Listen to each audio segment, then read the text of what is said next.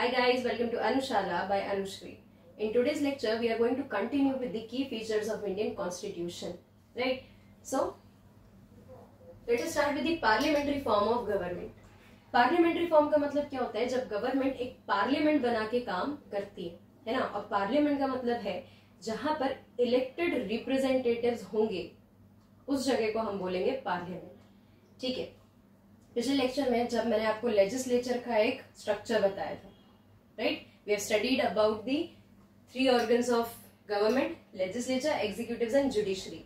तो जब हम सेंट्रल गवर्नमेंट के लेजिस्लेचर के बारे में बात कर रहे थे, then I have told you about the 2 houses, Lok Sabha and Rajya Sabha.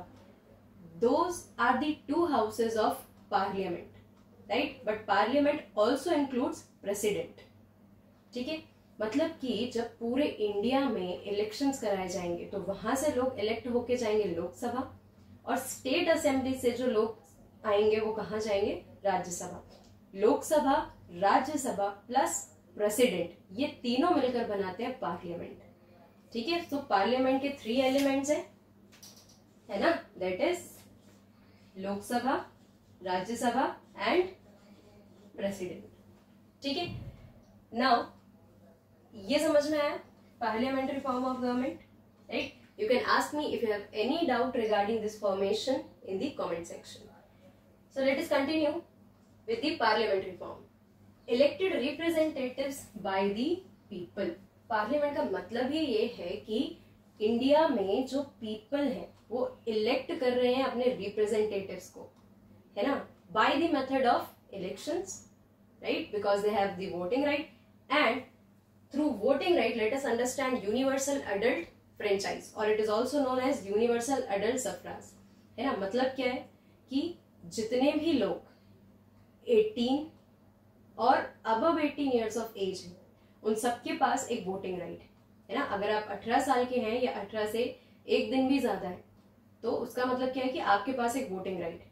ठीक है. That is only known as universal adult franchise, क्योंकि 18 के होने के बाद आपको एक अडल्ट घोषित कर दिया जाता है by the government of your country. ठीक है.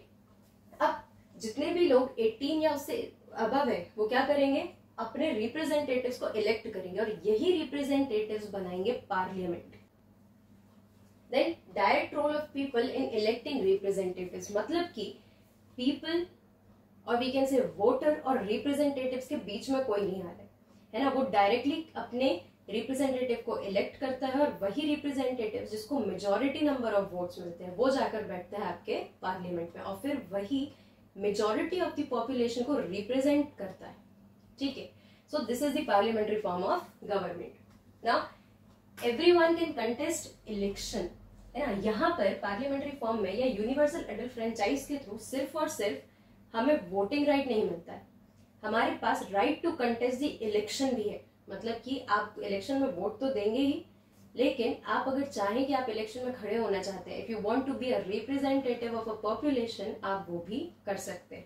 ठीक है. जिसके लिए लोकसभा और राज्यसभा दोनों के इलेक्शंस के लिए अलग अलग एज लिमिट्स है, right. Anyone can contest election irrespective of social background. ठीक है. जो एज लिमिट है ना, एक एज एलिजिबिलिटी है, राइट, लेकिन कोई भी सोशल बैकग्राउंड की एलिजिबिलिटी नहीं है. आप किसी भी रिलीजन से हो सकते हैं, आप किसी भी कास्ट से हो सकते हैं, आप किसी भी कम्युनिटी से हो सकते हैं. ठीक है. अगर आप 18 ईयर से अबव है और आप एज क्राइटेरिया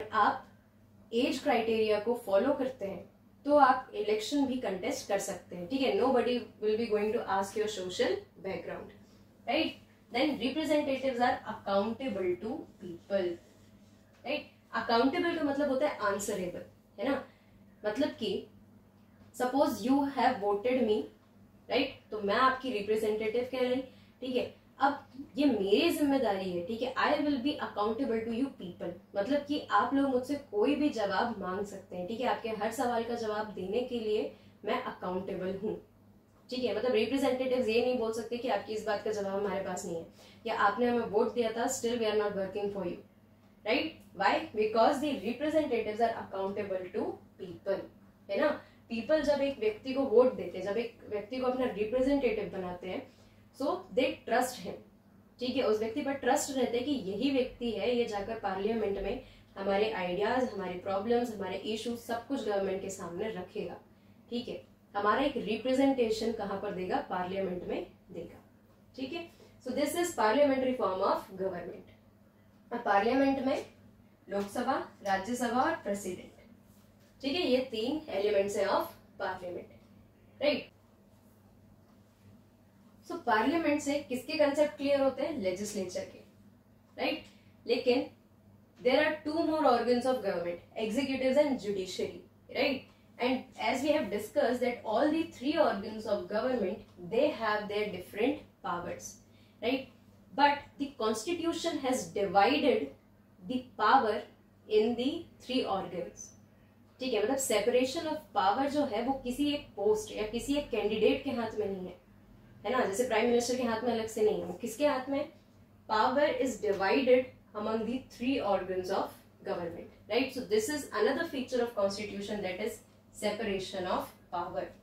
ठीक है, अब पावर को सेपरेट करने की जरूरत क्यों पड़ रही है, पावर को बांटने की जरूरत क्यों पड़ रही है, उसका कारण ये है कि अगर पावर किसी एक हाथ में रहेगी या पावर किसी एक ऑर्गन के हाथ में रहेगी तो उसका मिसयूज जो है वो मिसयूज होने के चांसेस ज्यादा है। ठीक है, लेकिन अगर पावर डिवाइडेड है ना, काम अगर डिवाइडेड है, रिस्पॉन्सिबिलिटीज अगर डिवाइडेड है, तो इसका मतलब ये है कि हर एक ऑर्गन को अपना काम करने के लिए अकाउंटेबल होना पड़ेगा, है ना, उसको आंसरेबल होना पड़ेगा कि अच्छा I have this power, I have this responsibility, I have to do this work, right.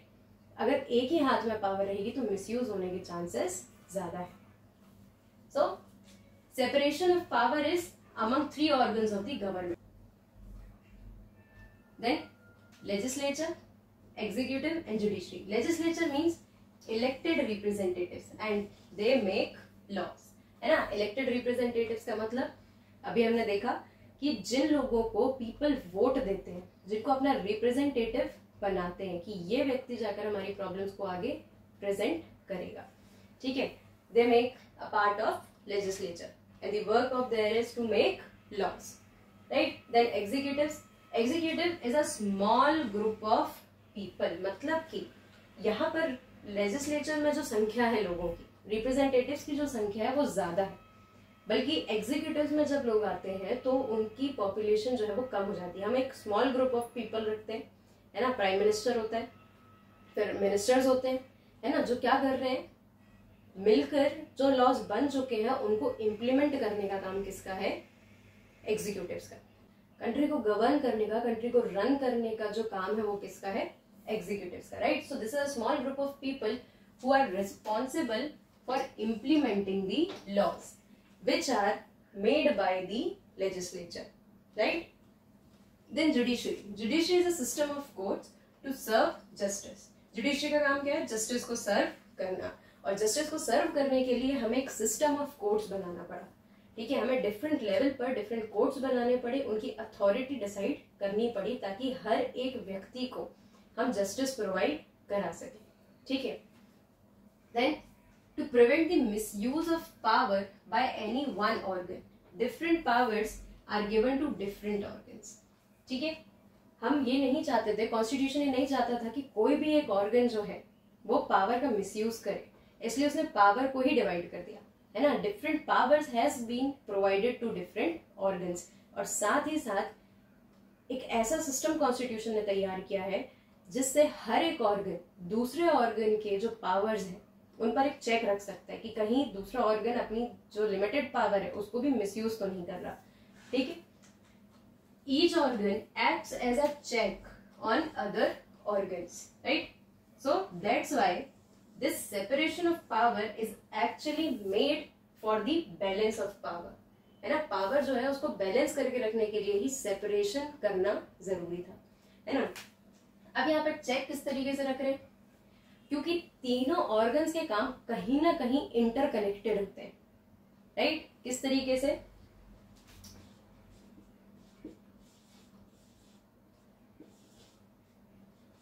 Legislature जो भी लॉज बना रही है ना, लेजिस्लेचर जो भी लॉज बना रही है, एग्जीक्यूटिव्स के पास ये राइट है, सॉरी जुडिशरी के पास ये राइट है कि वो ये चेक रखे लेजिस्लेचर के ऊपर कि कोई ऐसा लॉ तो नहीं बन रहा जो कॉन्स्टिट्यूशन के अगेंस्ट जा रहा है या जो वेलफेयर ऑफ पीपल के अगेंस्ट जा रहा है। ठीक है, तो ये चेक कौन रख रही है? जुडिशरी रख रही है लेजिस्लेचर के ऊपर। ठीक है, जुडिशरी एग्जीक्यूटिव्स के ऊपर भी चेक रख रही है। किस तरीके से? कि कहीं जो लॉज बने हुए हैं उसको गलत तरीके से इम्प्लीमेंट तो नहीं किया जा रहा। ठीक है, या जो पॉजिटिविटी देखकर लॉ बनाए गए थे उसको नेगेटिविटी में तो नहीं चेंज किया जा रहा है ना। लोगों के फायदे के लिए कोई पॉलिसी बनी हो और उससे लोगों को नुकसान ना हो रहा। ठीक है, ये भी देखने का काम किसका है? जुडिशरी का। मतलब कि judiciary keeps a check on legislature as well as executives, right. Then legislature का काम क्या है? लेजिस्लेचर लॉ बना रही है। ठीक है, तो लेजिस्लेचर भी ये चीज देख सकते हैं कि जो भी लॉ हमने बनाए हैं एग्जीक्यूटिव्स उसका मोटिव पूरा कर रहे हैं या नहीं। ठीक है, so in this way legislature can keep a check on executives. Fine. Executives भी क्या कर सकते हैं? एग्जीक्यूटिव्स में सबसे बड़ा ऑफिसर है प्राइम मिनिस्टर। ठीक है, now prime minister and other ministers they can keep a check on the legislature कि जिस तरीके से लेजिस्लेचर में रिप्रेजेंटेशन होना चाहिए लोगों का उस तरीके से सही रिप्रेजेंटेशन हो रहा है या नहीं। कहीं लेजिस्लेचर कोई ऐसा लॉ तो नहीं बना रहा है जो सिर्फ एक मेजॉरिटी पार्टी के फेवर में। ठीक है, सो इस तरीके से तीनों ऑर्गन्स एक दूसरे के ऊपर चेक रखते हैं। जजेस की जो अपॉइंटमेंट होता है, उनका जो रिमूवल होता है या उनकी जो सैलरी होती है, ठीक है, वो सारा कुछ कौन डिसाइड करता है? लेजिस्लेचर में बैठे हुए representatives. Fine. It means that all the three organs keeps a check on the power of each other. ठीक है, that is why a balance of power has been achieved. Fine. So this is it.